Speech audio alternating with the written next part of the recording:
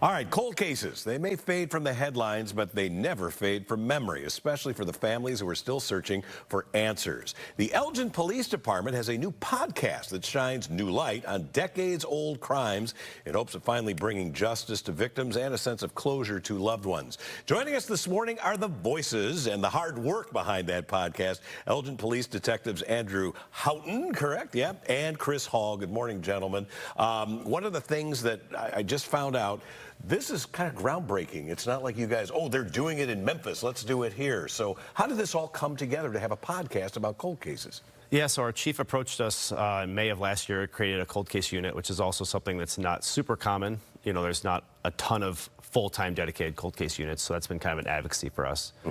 But she also approached us and said, hey, I'd like you to do a podcast. I think it'd be a great way for us to get information out there, get tips about our cases, and kind of bring things into a new light with the community. So that's what we started doing at her suggestion, and we've started our second season, just a couple months ago? Yeah. Beginning of August. Beginning of August, yeah. And Chris is a new co-host this year. That's right. And you've already gotten tremendous response from season one, correct? A lot of community involvement. Yeah, we were here. You guys had us here, which we appreciate. We got a lot of tips and information from that case. We were able to close that initial case, which was Karen Sheepers. It was a young lady that went missing in 1983. And now we're moving and looking at a lot of our cases from the 1970s, 5 homicides and 1 missing person case.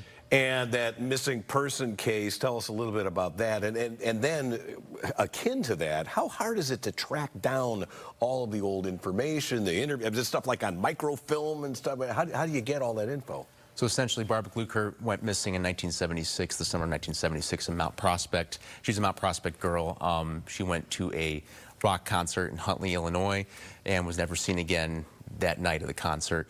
There are ties to Elgin because of the suspect in that case lived in the same apartment building that Karen Sheepers, our victim from season 1, resided in. So last name was Erlacher, no relation. Correct, correct. So that's the strange, nuanced coincidence. And so ever since 1976, there's been ties to that case and Mount Prospect's case. So to this day, she's not been found, and we have many theories as to where she could be. But along with Mount Prospect, there's been multiple methods that we've used to locate her over these years. They've done a ton of work on this case. They did a really great job. I know they have a great relationship with the family. Our whole goal with this is just to, because we have the spotlight to do it, to try to highlight that case for them and to try to help them with that case. But I know the family's done a lot of things with the Mount Prospect Police Department. They've been fantastic to us. The family's been fantastic to us. So the prime suspect has passed away, correct? Yes. Yeah, that's correct. So what you're attempting to do here with the whole season 2 focus is to try and maybe find her remains, correct, and bring that sense of closure to her family. Correct. Yeah, this is going to be a 2-parter, correct? Yes. Yeah, we're trying to highlight all of our cases from the 70s. Hers is going to be over 2 parts. It'll come out next Monday. We've been doing bi-weekly drops for our episodes. So we met with the family, interviewed the family. They were fantastic. Who remains in the family? Who's still? She has a brother and another other family members, from the area. But we met with her brother. He was 15 when she disappeared. So obviously very difficult for him. But we appreciate him talking with us. And I think that our whole goal is just to try to put her case in the limelight again, try to get information on her case, and see if we can do something to help his family. Her parents are both passed away, but there are family members that either never met her or family members that still remember her, that this impacts them even 50 years later. So you have the podcast. How can folks interact with you if they're like, hey, I remember something weird that night? How do they contact you guys to maybe fill in some of the gaps there? We have a dedicated phone line. We have a dedicated email address. We have a dedicated website with all of our cases transparent, going back from 1971 all the way up to 2021. So yeah, every one of our cases is on that website, and that's elgincoldcases.com. Okay. There's no www in front of it, but we've, on all platforms, we are very transparent with our caseload.